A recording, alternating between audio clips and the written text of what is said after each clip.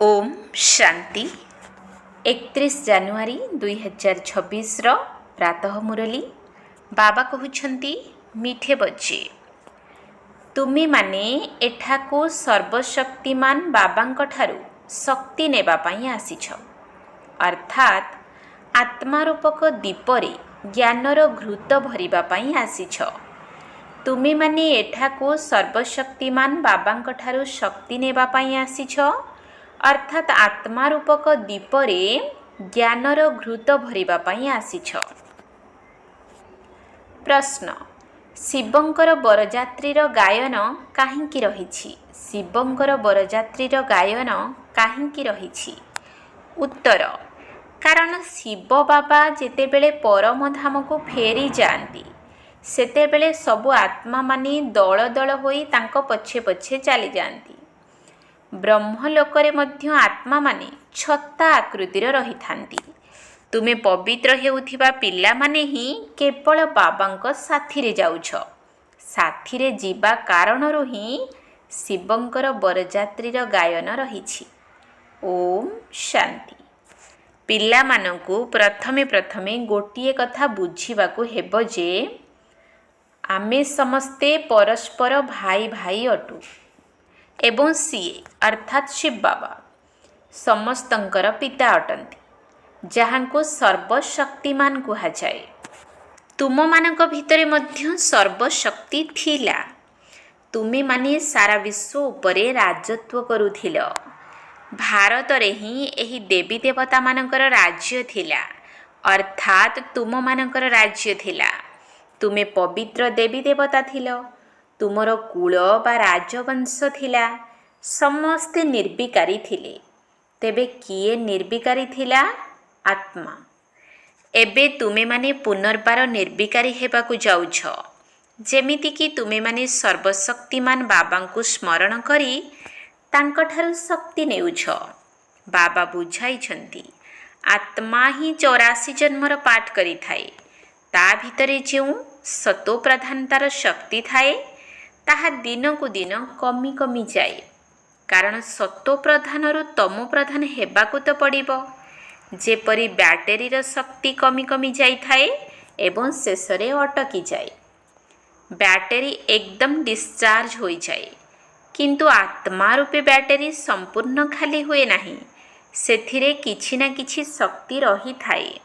जेमिति केही मरी गले दीप जलाई थांती एवं सेथिरे घियो ढाली थांती। दीप जेपरी लिभि न जाऊ। जेपरी बैटेरीर शक्ति कमी गले ताकु पुणी चार्ज करिबा पाई रखा जाए। एबे तुमे पिल्ला माने बुझी पारुछ जे तुमर आत्मा मध्य सर्वशक्तिमान थिला। एबे पुणी सर्वशक्तिमान बाबांको सहित निजर बुद्धिर जोग लगाउछ, जहा द्वारा बाबांकर शक्ति आत्मा भीतर को आसी जाऊ। कारण एबे आत्मार शक्ति संपूर्ण कमी जाइछि, किंतु सेथिरे अल्प किछि शक्ति तो निश्चित रही थाए। एकदम समाप्त होई गले पुणी शरीर रही पारिबो नाही। तेबे आत्मा बाबांको स्मरण करी करी बिल्कुल पवित्र होई जाए। सत्य जुगरे तुमर बैटेरी फुल चार्ज अर्थात संपूर्ण भरपूर थाए। पुणी धीरे धीरे कमी कमी जाए। त्रेता जुग पर्यंत मीटर कमी कमी जाई थाए, जहाकू कला कुहा जाए। तेबे एपरी कुहा जीव जे जेउ आत्मा सतो प्रदान थिला ताहा सतो होई गला।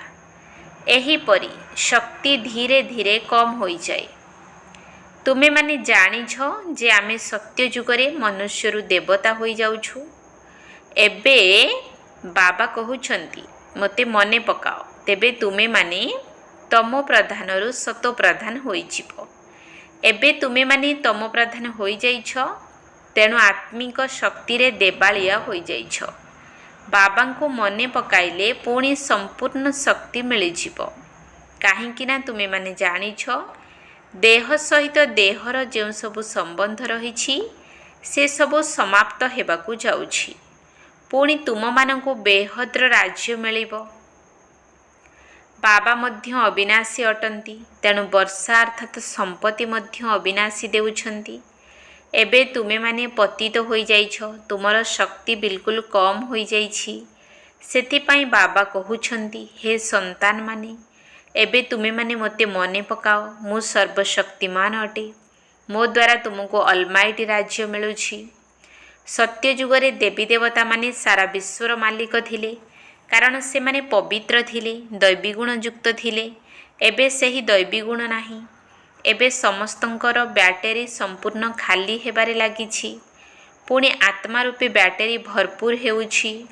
ପରମପିତା ପରମାତ୍ମାଙ୍କ ସହିତ ଯୋଗ ଲଗାଇବା ବ୍ୟତୀତ ବ୍ୟାଟେରୀ ଚାର୍ଜ ହୋଇପାରିବ ନାହିଁ। ସେହି ବାବା ସଦା ପବିତ୍ର ଅଟନ୍ତି। ଏଠାରେ ତ ସମସ୍ତେ ଅପବିତ୍ର।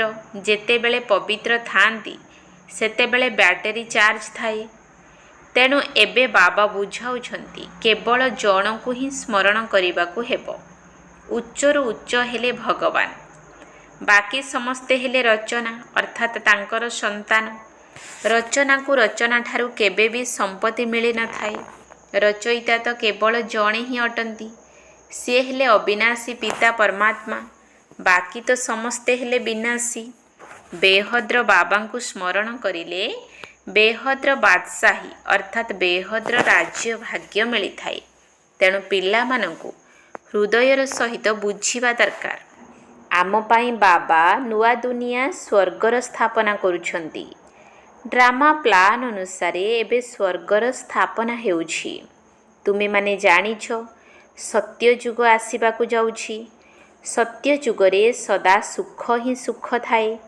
ତେବେ ତାହା କିପରି ପ୍ରାପ୍ତ ହୁଏ? ସେଥିପାଇଁ ବାବା ବୁଝାଉଛନ୍ତି, ମାମେକମ୍ ୟାଦ କରୋ, ଅର୍ଥାତ୍ ମୋତେ ମନେ ପକାଅ। ମୁଁ ଏଭର ପିଓର ଅର୍ଥାତ୍ ସଦା ପବିତ୍ର ଅଟେ। ମୁଁ କେବେ ମନୁଷ୍ୟ ଶରୀର ଧାରଣ କରୁନାହିଁ।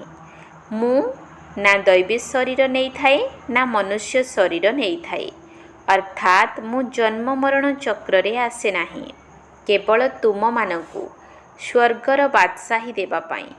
ଯେତେବେଳେ ଅର୍ଥାତ୍ ଏହି ବ୍ରହ୍ମାଙ୍କର ବୟସ 60 ବର୍ଷ ବାନପ୍ରସ୍ଥ ଅବସ୍ଥାରେ ପହଞ୍ଚିଯାଏ, ସେତେବେଳେ ମୁଁ ଏହାଙ୍କ ଶରୀରରେ ପ୍ରବେଶ କରେ।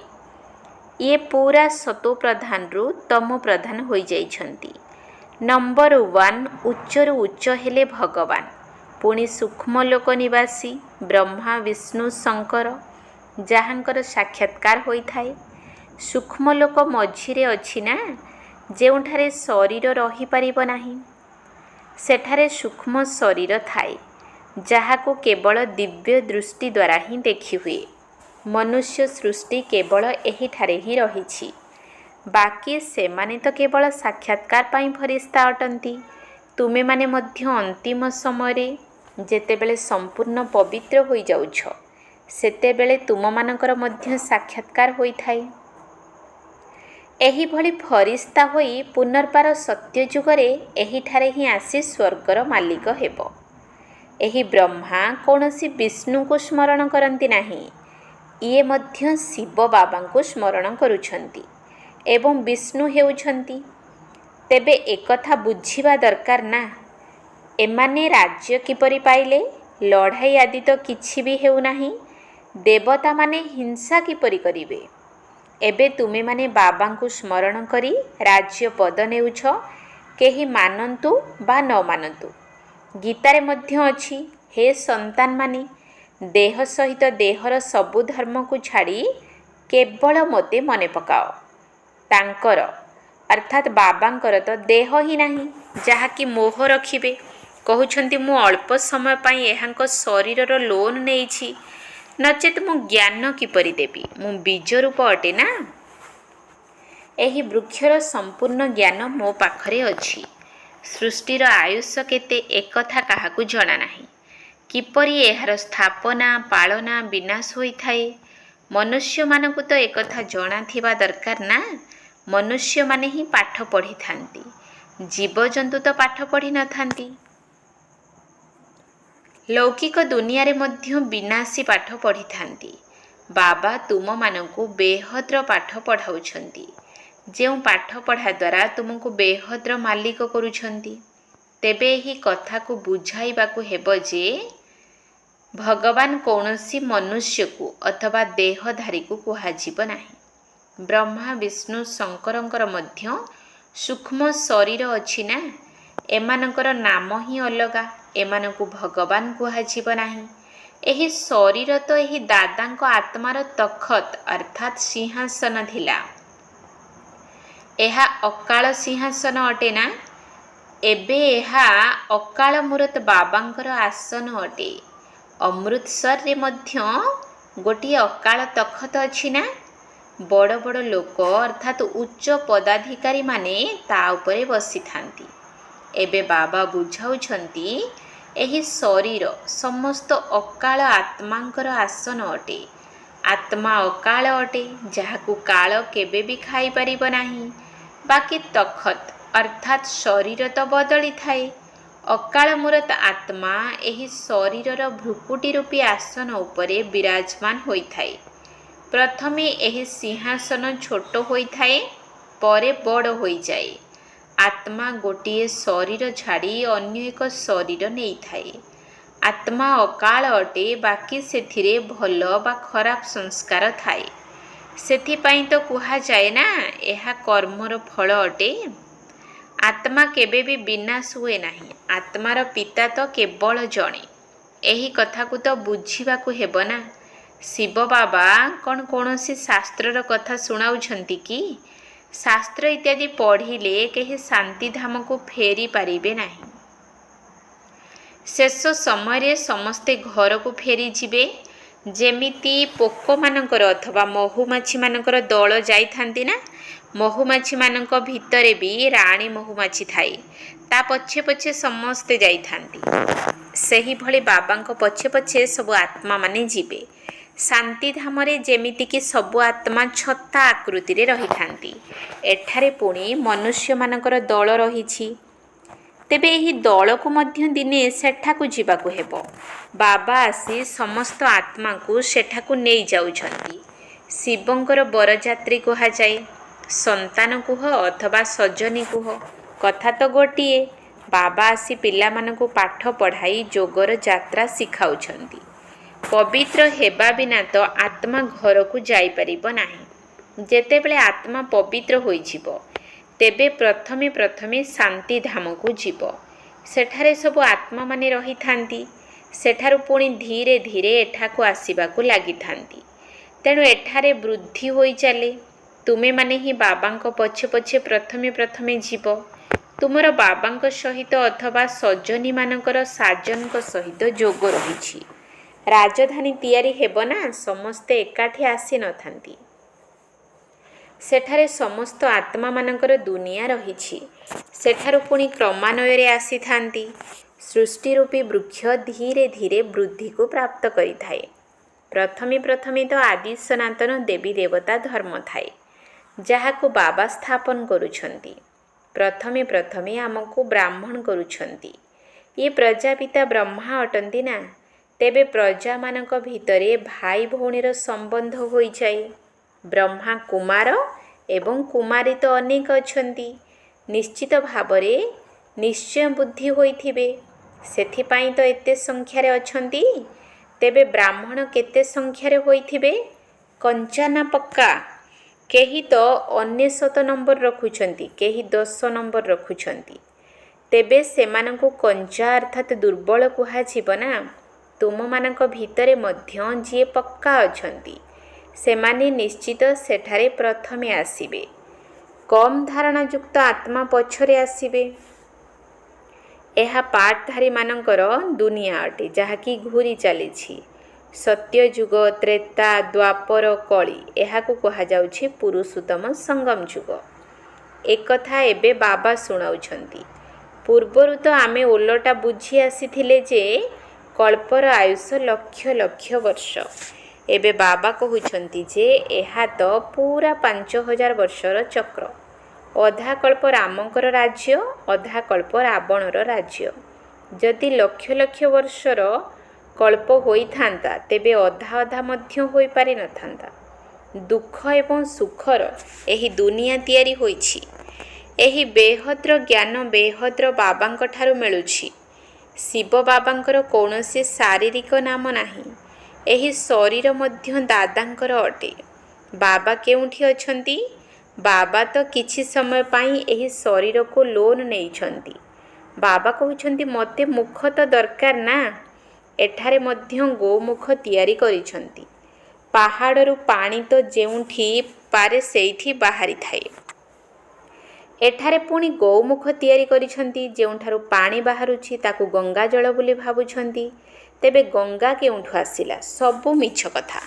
ସେଥିପାଇଁ କହିଥାନ୍ତି ମିଥ୍ୟା କାୟା, ମିଥ୍ୟା ମାୟା, ମିଥ୍ୟା ସବୁ ସଂସାର।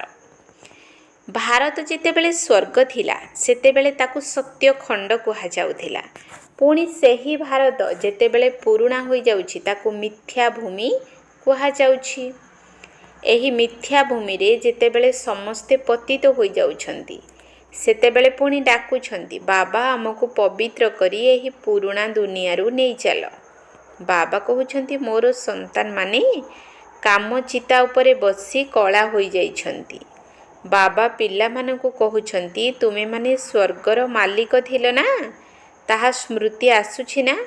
ବାବା ନିଜ ପିଲାମାନଙ୍କୁ ବୁଝାଉଛନ୍ତି, ସାରା ଦୁନିଆକୁ ବୁଝାଉନାହାନ୍ତି, ତୁମମାନଙ୍କୁ ହିଁ ବୁଝାଉଛନ୍ତି। ଯାହାକି ଜଣାପଡ଼ିବ ଯେ ଆମର ପିତା କିଏ। ଏହି ଦୁନିଆକୁ କଣ୍ଟାର ଜଙ୍ଗଲ କୁହାଯାଏ। ସବୁଠାରୁ ବଡ଼ କଣ୍ଟା କାମ ବିକାରର କଣ୍ଟା। ଯଦିଓ ଏଠାରେ ଭକ୍ତ ମଧ୍ୟ ବହୁତ ଅଛନ୍ତି ଯେଉଁମାନେ ଏକଦମ ଶାକାହାରୀ ଅଛନ୍ତି, କିନ୍ତୁ ଏମିତି ନୁହେଁ ଯେ ବିକାରଗ୍ରସ୍ତ ହେଉନାହାନ୍ତି। ଏମିତି ତ ବହୁତ ବାଳ ବ୍ରହ୍ମଚାରୀ ମଧ୍ୟ ରହୁଛନ୍ତି। ଛୋଟ ଅବସ୍ଥାରୁ କେବେ ଅଶୁଦ୍ଧ ଭୋଜନ ଖାଇନଥାନ୍ତି। ସନ୍ନ୍ୟାସୀମାନେ ମଧ୍ୟ କହିଥାନ୍ତି ନିର୍ବିକାରୀ ହୁଅ। ସେହି ବିନାଶୀ ସଂସାରର ସନ୍ନ୍ୟାସ ମଧ୍ୟ ମନୁଷ୍ୟମାନେ ହିଁ ଶିଖାଇଥାନ୍ତି। ସେମାନେ ପରବର୍ତ୍ତୀ ଜନ୍ମରେ ଗୃହସ୍ଥୀଙ୍କ ପାଖରେ ଜନ୍ମ ନେଇ ପୁଣି ଘରଦ୍ୱାର ଛାଡ଼ି ଚାଲି ଯାଇଥାନ୍ତି। ସତ୍ୟଯୁଗରେ ଶ୍ରୀକୃଷ୍ଣ ଆଦି ଦେବତାମାନେ କେବେ ଘରଦ୍ୱାର ଛାଡ଼ିଥାନ୍ତି କି? ନା। ତେଣୁ ସେମାନଙ୍କର ହେଲା ହଦ୍ର ସନ୍ନ୍ୟାସ। ଏବେ ତୁମର ହେଲା ବେହଦ୍ର ସନ୍ନ୍ୟାସ। ତୁମେମାନେ ସାରା ଦୁନିଆକୁ ସମସ୍ତ ମିତ୍ର ସମ୍ବନ୍ଧୀ ଆଦିଙ୍କୁ ବୁଦ୍ଧିରୁ ସନ୍ନ୍ୟାସ କରୁଛ। ତୁମମାନଙ୍କ ପାଇଁ ଏବେ ସ୍ୱର୍ଗର ସ୍ଥାପନା ହେଉଛି। ତେଣୁ ତୁମମାନଙ୍କର ବୁଦ୍ଧି ଏବେ ସ୍ୱର୍ଗ ଆଡ଼କୁ ଯିବ। ଏବେ ଶିବ ବାବାଙ୍କୁ ହିଁ ମନେ ପକାଇବାକୁ ହେବ। ବେହଦ୍ର ବାବା କହୁଛନ୍ତି ମୋତେ ମନେ ପକାଅ। ମନ୍ମନା ଭବ ମଧ୍ୟାଂଝି ଭବ। ତେବେ ତୁମେମାନେ ଦେବତା ହୋଇଯିବ। ଏହା ସେହି ଗୀତାର ପର୍ବ ଅଟେ ଏବଂ ଏହାକୁ ସଙ୍ଗମ ଯୁଗ ମଧ୍ୟ କୁହାଯାଉଛି। ମୁଁ ସଙ୍ଗମ ଯୁଗରେ ହିଁ ଜ୍ଞାନ ଶୁଣାଉଛି। ତେବେ ଦେବତାମାନେ ରାଜଯୋଗ ନିଶ୍ଚିତ ପୂର୍ବ ଜନ୍ମରେ ହିଁ ଶିଖିଥିବେ। ଏହି ସୃଷ୍ଟି ବଦଳୁଛି ନା। ତୁମେମାନେ ଏବେ ପତିତରୁ ପାବନ ହୋଇଯାଉଛ। ବର୍ତ୍ତମାନ ଏହା ପୁରୁଷୋତ୍ତମ ସଙ୍ଗମ ଯୁଗ।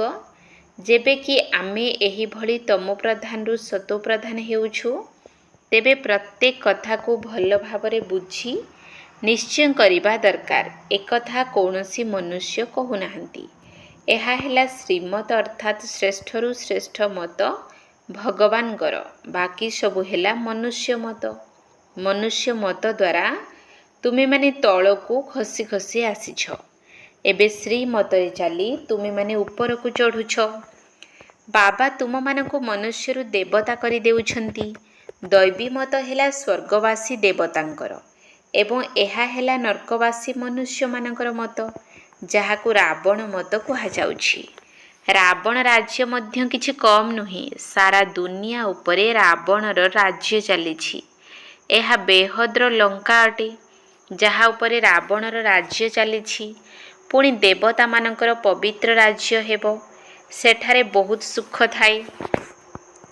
ସ୍ୱର୍ଗର କେତେ ମହିମା ରହିଛି। କାହାର ମୃତ୍ୟୁ ହେଲେ କହୁଛନ୍ତି ସ୍ୱର୍ଗକୁ ଗଲା। ତେବେ ନିଶ୍ଚିତ ନର୍କରେ ଥିଲା ନା। ଯଦି ନର୍କରୁ ଗଲା ତେବେ ନିଶ୍ଚିତ ନର୍କକୁ ହିଁ ଆସିବ ନା। ଏବେ ସ୍ୱର୍ଗ କେଉଁଠି ଅଛି? ଏହିସବୁ କଥା କୌଣସି ଶାସ୍ତ୍ରରେ ନାହିଁ। ଏବେ ବାବା ତୁମମାନଙ୍କୁ ଏସବୁର ଜ୍ଞାନ ଦେଉଛନ୍ତି। ତୁମର ଆତ୍ମା ରୂପୀ ବ୍ୟାଟେରୀ ଏବେ ଚାର୍ଜ ହେଉଛି, କିନ୍ତୁ ମାୟା ତୁମର ଯୋଗ ତୁଟାଇ ଦେଉଛି। ଆଚ୍ଛା, ମିଠା ମିଠା ଶିକିଲ ଦିଏ ସନ୍ତାନମାନଙ୍କ ପ୍ରତି ମାତା ପିତା ବାପଦାଦାଙ୍କର ମଧୁର ସ୍ନେହ ସମ୍ପନ୍ନ ଶୁଭେଚ୍ଛା ଏବଂ ସୁପ୍ରଭାତ। ଆତ୍ମିକ ପିତାଙ୍କର ଆତ୍ମିକ ସନ୍ତାନମାନଙ୍କୁ ନମସ୍ତେ। ଆତ୍ମିକ ସନ୍ତାନମାନଙ୍କର ଆତ୍ମିକ ବାପଦାଦାଙ୍କୁ ନମସ୍ତେ ନମସ୍ତେ ନମସ୍ତେ। ସୁପ୍ରଭାତ। ଧାରଣା ପାଇଁ ମୁଖ୍ୟ ସାର 1 ନମ୍ବର ପଏଣ୍ଟ। ମନ ବଚନ କର୍ମରେ ପବିତ୍ର ହୋଇ ଆତ୍ମା ରୂପୀ ବ୍ୟାଟେରୀକୁ ଚାର୍ଜ କରିବାକୁ ହେବ। ପକ୍କା ବ୍ରାହ୍ମଣ ହେବାକୁ ପଡ଼ିବ। ମନ ବଚନ କର୍ମରେ ପବିତ୍ର ହୋଇ ଆତ୍ମା ରୂପୀ ବ୍ୟାଟେରୀକୁ ଚାର୍ଜ କରିବାକୁ ହେବ। ପକ୍କା ବ୍ରାହ୍ମଣ ହେବାକୁ ପଡ଼ିବ। 2 ନମ୍ବର ପଏଣ୍ଟ। ମନ ମତ ବା ମନୁଷ୍ୟ ମତକୁ ଛାଡ଼ି ଏକମାତ୍ର ବାବାଙ୍କ ଶ୍ରୀମତରେ ଚାଲି ନିଜକୁ ଶ୍ରେଷ୍ଠ କରିବାକୁ ହେବ। ସତୋପ୍ରଧାନ ହୋଇ ବାବାଙ୍କ ସହିତ ଉଡ଼ି ଉଡ଼ି ଘରକୁ ଯିବାକୁ ହେବ। ମନ ମତ ବା ମନୁଷ୍ୟ ମତକୁ ଛାଡ଼ି ଏକମାତ୍ର ବାବାଙ୍କ ଶ୍ରୀମତରେ ଚାଲି ନିଜକୁ ଶ୍ରେଷ୍ଠ କରିବାକୁ ହେବ। ସତୋପ୍ରଧାନ ହୋଇ ବାବାଙ୍କ ସହିତ ଉଡ଼ି ଉଡ଼ି ଘରକୁ ଯିବାକୁ ହେବ। ବରଦାନ। ସତ୍ୟତାର ଶକ୍ତି ଦ୍ୱାରା ପ୍ରକୃତିକୁ ବା ବିଶ୍ୱକୁ ସତୋପ୍ରଧାନ କରୁଥିବା ମାଷ୍ଟର ବିଧି ବିଧାତା ଭବ। ସତ୍ୟତାର ଶକ୍ତି ଦ୍ୱାରା ପ୍ରକୃତିକୁ ବା ବିଶ୍ୱକୁ ସତୋପ୍ରଧାନ କରୁଥିବା ମାଷ୍ଟର ବିଧି ବିଧାତା ଭବ। ଯେତେବେଳେ ତୁମେମାନେ ସତ୍ୟତାର ଶକ୍ତିକୁ ଧାରଣ କରି ମାଷ୍ଟର ବିଧି ବିଧାତା ହେଉଛ, ସେତେବେଳେ ପ୍ରକୃତି ମଧ୍ୟ ସତୋପ୍ରଧାନ ହୋଇଯାଉଛି ଏବଂ ଯୁଗ ମଧ୍ୟ ସତ୍ୟ ଯୁଗ ହୋଇଯାଉଛି। ସର୍ବ ଆତ୍ମାମାନେ ମଧ୍ୟ ନିଜର ସଦ୍ଗତିର ଭାଗ୍ୟ ନିର୍ମାଣ କରିଦେଉଛନ୍ତି। ତେଣୁ ତୁମମାନଙ୍କର ସତ୍ୟତା ପାରସମଣି ସଦୃଶ ଅଟେ।